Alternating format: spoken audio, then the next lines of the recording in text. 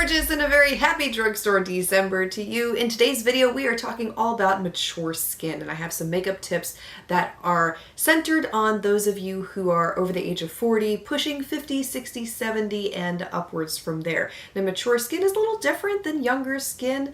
You need some different application methods, tips and tricks that work a little bit better than they did when you were younger. Things change as we get older. I mean, I'm noticing it myself, and I've had to adjust things for my own makeup application. And so I wanted to share some tips with you that can help make things easier and look better. Let's first talk about brows. Brows are what I feel to be the most ignored part of the face as we age. I noticed this with some women that I did makeup for years ago. They always did really great on their eyes, lips were made up, cheeks, the whole 9 yards, but the brows were neglected and they either didn't apply product at all or there was too much applied in the brows and then they ended up looking heavy and it would start to close off the face. And so knowing the right balance and being able to define the brows without overemphasizing them really does make a difference in how your whole look appears. And I noticed it too, even before when I started doing makeup on myself, is that if I didn't do my brows, which I didn't do in a lot of my beginning videos here on YouTube, it really does change your whole look. But yeah, we'll just leave that there. One of the best methods for doing your brows, especially as you've gotten older, is to help give the appearance of thicker brows. And there are some tips and techniques you can use to make that happen. So the way that you do this is first brush through your brows with a spoolie. This will give you an idea of the shape of your brow. It will also reveal the sparse areas where you need a little bit more product. Then you can take a pencil or a brow pen, whichever medium you are most comfortable with, and use short dash strokes going in the direction of the hair. So the way that you apply the hairs at the beginning of the brow are going to be a little different than the hairs that you apply towards the end of the brow. At the beginning of the brow, you want to make them go more upwards, and as you're going down the brow, you want to fan them as if they are pointing to the tail end of the brow. Then, to make them appear a little thicker, take a brow powder and layer the powder with an angled brush. I'm using the MAC 266 brush here. Using those same dash-like strokes on the last 2/3 of the brow, and you want to keep the inner third of the brow powder free. This helps to create a natural gradient and gives the most natural but eye-enhancing effect.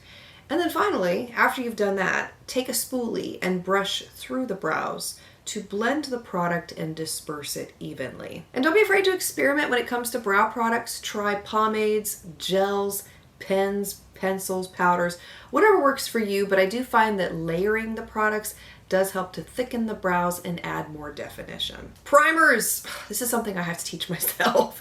Primers make such a difference as you get older because as we get older, our face isn't as smooth as it was when we were younger. And so smoothing primers really make a difference in not only how the makeup looks on your face after you've applied it, but it makes a really big difference too in how your makeup applies. If you think about painting a lemon, I know it's a random example here, but lemons usually have all those little divots in the skin. If you painted a lemon, you would have all of these holes. You know, the paint would just kind of spread out and it wouldn't really fill in the holes. But if you applied a pore filling primer or a smoothing primer onto the lemon before you painted it, then you would notice that the paint went on more smoothly and more evenly. And that's essentially the same thing with your face. The way you apply your foundation also makes a difference in how your makeup will look. If you need fuller coverage, then I would highly recommend applying your foundation in light layers. So start with one thin layer to begin, wait for that to set a little bit, apply another thin light layer, wait for that to set, and then keep going until you reach the desired coverage that you are after. For me, I'm finding that as I get older, I'm needing less and less looks better on my skin. But again, adjust it for your own confidence level that you need.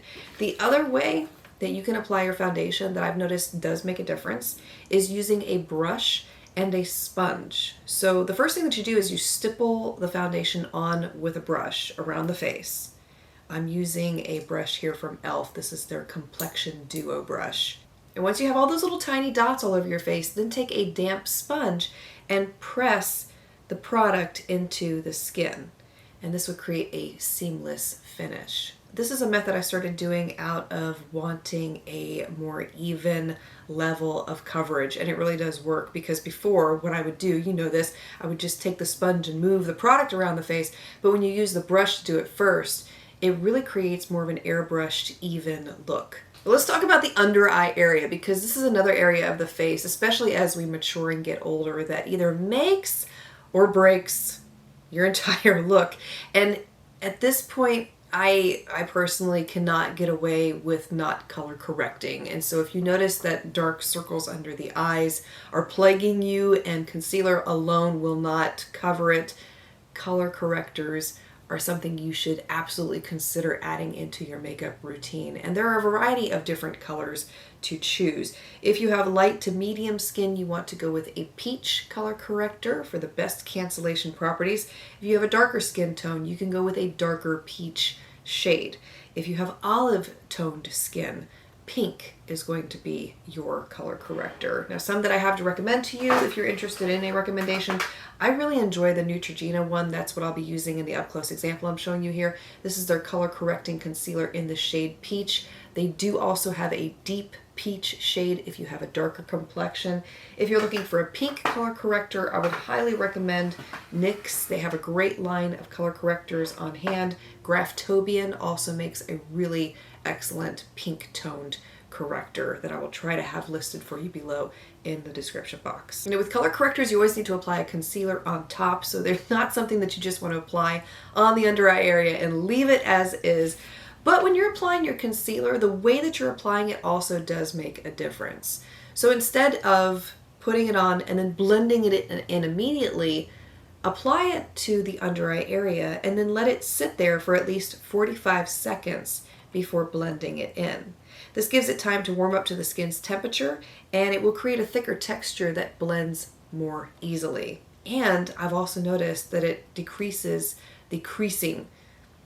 I can't think of the word. Let's just say it eliminates creasing. It makes creasing less probable when you apply it like this. Mom brain. This is something else that has happened as I've gotten older, is just the words aren't there. There's this whole debate about powder when it comes to mature skin. I know I've talked with many of you. Some of you really love powder. Others say, I can't wear it. It dries me out. It makes my wrinkles worse. It makes crepey skin look worse. And I understand completely what you're saying. So you're going to have to do what works best for you. You can either set your face with powder, especially if you have oily skin. You may just need to find that you need to do that. Or you can also use a fixing spray or a setting spray to set your face instead of powder. But in the event that you want to use a powder, I would highly recommend looking to a finely milled powder. It makes a world of difference. So if you have not tried a finely milled powder, I would highly recommend it. My favorite from the drugstore is the e.l.f. Halo Glow setting powder. It's that really finely milled texture, but also it's not a mattifying powder, so it doesn't contribute to dry skin, and it looks beautiful. And it sets everything real nicely too. And then less is more when it comes to powder too. I typically don't glop the powder on like I did when I was younger. I'm more careful now to apply a very small amount and only apply it to the areas where I need it. That's been a game changer for me too, is I usually will only put it on the T-zone only, because that's the area that tends to break down the fastest for me, instead of placing it all over the face like I did when I was younger. Let's talk about blush, because blush placement does need to change as you get older. Now, we were taught when we were younger, I don't know about you, but at least I was taught this, that you smile and then that's where you put your blush. The problem is, when you stop smiling, it all goes and then the blush is down here as opposed to where it was up here. So it doesn't make sense. So instead of applying it on the apples of the cheeks, you want to apply it above your cheekbone. The other thing you can do with your blush is move it up towards the temple. So you're also creating that lifted look with the blush. Cream blushes are some of my favorites. They are excellent for mature skin. The one that I'm using here is from Honest Beauty. It's the Lip and Cheek Cream Blush in the shade Rose Pink. It's another great one that I swear by. I've been using it for years. And the last tip I have to share with you is when you line your lips, don't take the liner all the way to the inner corners of the mouth, because this can create shadows and it can drag down the outer corners of your mouth. And it can drag down your whole face for that matter. So instead, take it almost to the inner corner, but not quite, and then blend in the edges with your finger, apply your lipstick, and you'll see that it does make such a difference on your lips. And another tip that you can employ to help create lift on the outer corners of the mouth, because this is another area of the face that tends to go this way as we get older. So you can take a little bit of concealer and add it to the outer corners to help add brightness and create the illusion of lift. So now it's your turn. Let me know what some of your game-changing makeup tips have become as you have gotten older. What things have you had to change? What have you found that works better? Would love to hear your thoughts on this topic as well. And I hope that you found these tips helpful today. Thank you for being here, for taking the time to watch. I speak love, peace, and joy into you and into your home, and look forward to seeing you again next time.